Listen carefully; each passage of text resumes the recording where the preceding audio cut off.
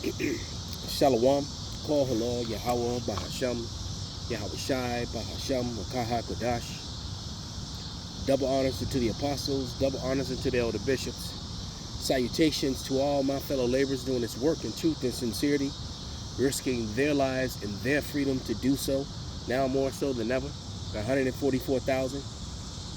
And the scattered elect that are scattered around the four corners of the earth, that be like unto the speckled bird, the Israelite foreigners among the heathen that look like those heathen. This is not a black thing. And to the few Akwaf that are listening and learning, to you, I say Shalom. This is your brother Malcolm from the branch of the Great Millstone here in Chicago, coming at you another lesson in truth. And on the subject matter that the Lord keeps me on, this whole thing with the imposters in the homeland. And came across a video today, and the video's called, hold on, let me pull it up. NATO partner enters Israel war, and not on the side of Israel, but against. All right, and it's Algeria. Okay, so another NATO partner, an Arab state, enters into this war against NATO. So I'm going to play some of the video,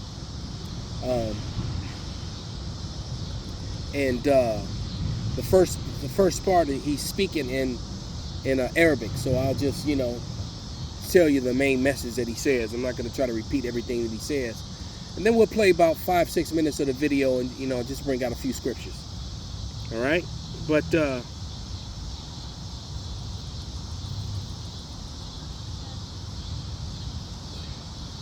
before I do all that, let me go to the scriptures,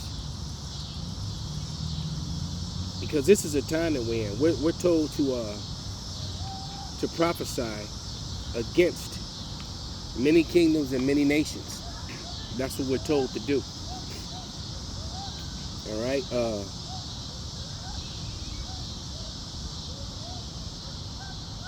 This is Jeremiah 28:8. And it reads, the prophets that have been before me and before thee of old prophesied both against many countries and against great kingdoms, of war and of evil and of pestilence. The prophet which prophesied of peace, which the word of the prophet shall come to pass, then shall that prophet be known that the Lord hath truly sent him. So, and no prophets are prophesying of peace. All right? Because it's not a time for peace. It tells you in Ecclesiastes, let's go to that, the 3rd chapter.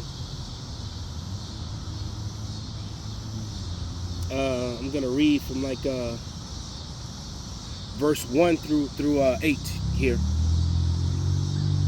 So starting at verse 1, Ecclesiastes 3. And it says, to everything there is a season, and a time to every purpose under the heaven. A time to be born and a time to die. A time to plant and a time to pluck up that which has been planted. A time to kill and a time to heal. A time to break down and a time to build up. All right, so we're in a time of killing, and we're in the time of plucking up, and we're in the time of and so we're not in the time of healing. We're not in the time of peace at all. All right, verse 4, a time to weep and a time to laugh, a time to mourn and a time to dance. Right now we're mourning. We're definitely not laughing, and it's not time to dance. All right, and it says a time to cast away stones and a time to gather stones together, a time to embrace and a time to refrain from embracing, a time to get, a time to get and a time to lose, a time to keep and a time to cast away, a time to rend and a time to sow, a time to keep silence and a time to speak. And the Lord is rending the kingdom away from Esau, and he is definitely getting ready to give the kingdom to his saints. All right? And it's time to speak against Esau, Edom, and that's exactly what we're doing. It says a time to love and a time to hate, a time to war and a time to peace. We're in a time of hate and war. All right? We're not in the time of peace and love at all. That comes after. After this this Revelation 6 and 4 problem is pushed out of the earth. But without any further ado, the name of the video is by Open Minded, and it's called "Bad News for Netanyahu." NATO partner vows to send troops to defend Palestine as tension escalates. All right. So here we go. ما نتخلاوش على فلسطين بصفة عامة وعلى غزة بصفة خاصة. He said we would never give up on Palestine or stop supporting it. نقسم لكم بالله العلي العظيم يا لو كان ساعدونا وحلوا لنا الحدود بين مصر. He said he's going to open up the border of Egypt, and he's going to send troops. وراني توعدت والجيش راه جاهز. The situation in Gaza, which escalated following the events of October 7th, has drawn varied international reactions. Many countries have pledged their support for Palestine, particularly from the Arab world and Eastern Europe. However, despite these expressions of solidarity, there remains a noticeable hesitation among some Arab nations to take decisive action that could pressure Israel into recognizing the establishment of an independent Palestinian state, based on the 1967 borders, with East Jerusalem as its capital. This reluctance may stem from complex geopolitical considerations, internal political dynamics, and long-standing alliances. So, in a nutshell, what that means, Salakia, this is doing what the hell it wants to do right about now. What that means is that it said post-1967. So, in order for there to be peace, the Israelis would have to recognize Palestine as a state, and they'd have to go back to the borders that were there in 1967, and these people would probably die, which is what they're going to do, trying to fight this war before they do that. So they don't want peace at all. And remember, Benjamin Milkowski, also known as Netanyahu, is a wanted war criminal. All right? And will have to face the music, will have to sow what he has reaped if this war was to stop, and face the justice that he's fleeing from by keeping this war going. All right? That man does not want peace. He's on self-preservation right now. Durations, internal political dynamics, and long-standing alliances. However, one country stands out for its unwavering, both historically and in the present: Algeria. Algeria, situated in North Africa, shares deep cultural and genealogical ties with the Arab world. These connections are rooted not only in the shared religion of Islam, but also in a broader sense of solidarity against colonialism and oppression. Algeria's history of resistance against French colonial rule has profoundly shaped its foreign policy, particularly concerning the Palestinian cause.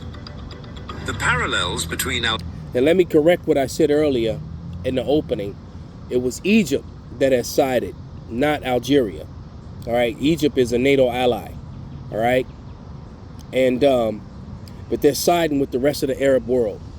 All right, and now to add to the pot of confusion, that Algeria is also committing themselves to come to the aid of the Palestinians, which is bad news, more bad news for Algeria's own struggle for independence and the Palestinian fight for self-determination are striking and form the foundation of Algeria's consistent support for Palestine. The Algerian War of Independence, which lasted from 1954 to 1962, was a brutal and protracted conflict that left deep scars on the nation. The Algerian people, under the banner of the National Liberation Front, FLN, waged a relentless campaign against French colonial forces, enduring immense suffering in their pursuit of freedom. The memory of this struggle remains vivid in the collective consciousness of Algeria, influencing its approach to international. So they haven't forgot what was done to them. And remember, he said colonial. So with this settlement and colonization are the same thing. All right. What it literally means, you know, is that you're basically you're taking what's not yours by force. All right. As simple as that. You're stealing. You're coming in with superior firepower, and you rape, rob, murder, and do whatever you need to do to get a hold of the land. That's what that means. Conflicts, particularly those involving what it perceives as colonial or imperial powers. One aspect of the Algerian war that remains a source of enduring resentment is the role Israel played in supporting the French against the FLN. Israel, seeking to strengthen its strategic alliances, provided military assistance to France during the conflict, including weapons, intelligence, and even direct military support. Israeli troops reportedly fought alongside French forces against the Algerian resistance, an episode in history that Algeria has neither forgotten nor forgiven. This experience has significantly shaped Algeria's perception of Israel. So it's not just the saints that want to get back at these imposters and at these Edomites. The other nations do too. It as an adversary rather than an ally. For Algeria, the Israeli-Palestinian conflict is not merely a distant geopolitical issue, but a deeply personal one. The shared history of anti-colonial struggle binds Algeria to the Palestinian cause in a way that transcends ordinary diplomatic considerations. Algeria views its support for Palestine as a continuation of its own liberation narrative, a moral and historical obligation to stand with the people who are... So the Algerians see themselves in the plight of what's going on with the Palestinians. They're identifying and, you know, and what's the word that I'm looking for? No, when you have empathy for someone, the word is escaping me right now. Right? When you have when you empathize with someone because you have gone through what they've gone through. All right? That word is a tongue twister to me right now. It's because of this weird ass pestilence that I'm fighting from this shit that Esau been spraying. Of fighting against what it sees as an occupying force. This sense of solidarity is reflected in Algeria's consistent opposition to any form of normalization with Israel that does not include the recognition of an independent Palestinian state and the full restoration of Palestinian rights as outlined in various United Nations resolutions. Which the small hats, the JOOs violate. As a matter of fact, if other countries were violating that many international laws, America and Israel and other NATO nations would have already bombed and attacked them. But these JOOs, these imposters, the small hats, they violate laws daily. Same way they do here in the United States courts. The government has been hijacked. They don't follow the law of the land here at all. Every day they're violating the rights of the American citizens, and they bank on your ignorance and on your cowardice for you not to speak up or say anything. All right, because they violate your rights every day with codes and statutes and things like that. And a code, a statute, and a mandate is not a law. And if it infringes on your rights, then you don't have to follow that. And if it goes to court, you will easily beat it. Algeria's stance on Palestine is further reinforced by its broader foreign policy, which is rooted in principles of non-alignment, anti-imperialism, and support for self-determination. These principles have guided Algeria's international relations since its independence, often putting it at odds with Western powers, but earning it respect in the global South. In the context... See, it earned it respect in the global South because what they did, they realized that, hey, if you screw with these people they hit back, they strike back. All right, and it's like what John Ritter said the other day. No one's afraid of the Israelis anymore. All right, and they were dominant in the region simply because they had America backing them.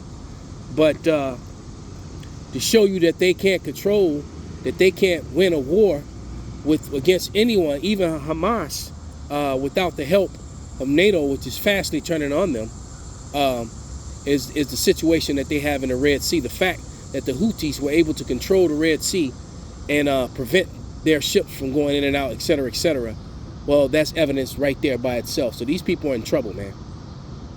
They're in trouble, which is why the Biden administration has been trying to, pull this whole thing back, calm Benjamin Milkowski down, also known as Netanyahu, or as some people say, not a JOO. Actually, I think I was the first one to say that. I think I can actually honestly say that. But he, like I said, that particular individual, he needs war to stay out of prison. And matter of fact, he might get, tarred and feathered by his own people, because he's put his people in a bad place and in a bad way, and they're not safe as a result of his actions. All right. So let's get a few scriptures. Get ready to wrap this up. That's a good video. It's like 14 minutes long. I think I played about 5-6 minutes of it. But you get the point.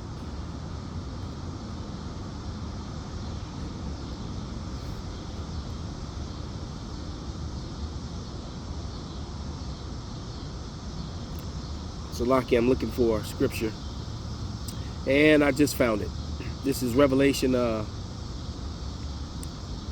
17 and 16, and it reads, "And the 10 horns which thou sawest upon the beast, these shall hate the whore, all right, and shall make her desolate and naked, and shall eat her flesh and burn her with fire." So basically, what's about to happen is that the NATO nations make up the beast, the 10 horns. All right, you used to be able to Google it and find that, going back to 2007, 2008, 2009. But when this truth started hitting it, all of a sudden now when you look it up, it's always going to tell you 12. But it actually, the NATO started with 10 nations.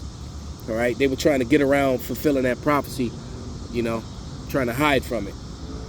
But however you cut that piece of pie, whether you make it 12, 10, or 14, that's the beast system. All right, and they're going to turn on Babylon and the JOOs, because Edomites are already angry with them because they realize that they're in a bad way because of these people. You would be amazed if the internet and the media wasn't so controlled by who, you'd actually get a real census on how tired of the JOOs the world is. All right, and how everyone knows that narrative that they're the saints, that they're the people of the Lord, that's a false narrative. That's a complete and total lie. The world population is very well aware of it, and they're tired of it. All right, so and their economies and their ways of life are being destroyed as a result of coming to the aid of these liars. And you can clearly see why the 10 horns are starting to hate them. All right, they're going to join on with the BRICS nations, and they're all going to come against this place. And anyone who can't see that is because they're willfully looking the other way or closing their eyes. Or the Lord really hates you that much that he doesn't give you the eyes to see, nor the ears to hear. All right, one last scripture in 2nd Ezra, the dragons of Arabia, because that's where we are.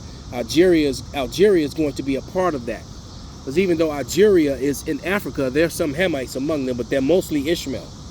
All right, and that's basically what Arab means, mix. You got that mixture of Elam and Ishmael for the most part. Salakia. Fucking hate Esau. And every time it rains, I'm like, damn. I'm looking up at a big ass chemtrail now. It just rained and all that poison came down, and they can't even get a day of clear skies without them doing this shit. Look at this shit up here. Let me raise it up. That shit right there. So what that's telling me is that thing's gonna spread wide And then the rain's gonna come and bring that and all the rest of them that are up there with it right on down. I hate these red motherfuckers. Can't wait for the Lord to get rid of them. But this is 2nd Ezra 15 and 28. And it reads, behold, an horrible vision and an appearance thereof from the east, where the nations of the dragons of Arabia shall come out with many chariots. The multitude of them shall be carried as the wind upon the earth. That all they which hear them may fear and tremble. Also the Carmenians, raging in wrath, shall go forth as the wild boars of the wood, and with great power shall they come and join the battle with them, and shall waste a portion of the land of the Assyrians. And you got to remember, they want to restore Israel back to those 1947 borders, and because these JOOs have expanded well into Assyria and other lands. All right, so the destruction is coming for them. What's that song, Bad Boys, What You Gonna Do? Because that's what's happening to them. The Lord is coming for them. So with that, all praises, glory, honor be unto Yahweh, Bahasham, Yahweh Shai, Bahasham, Wakaha Kodash, Kwam, Yasharala, Shalom.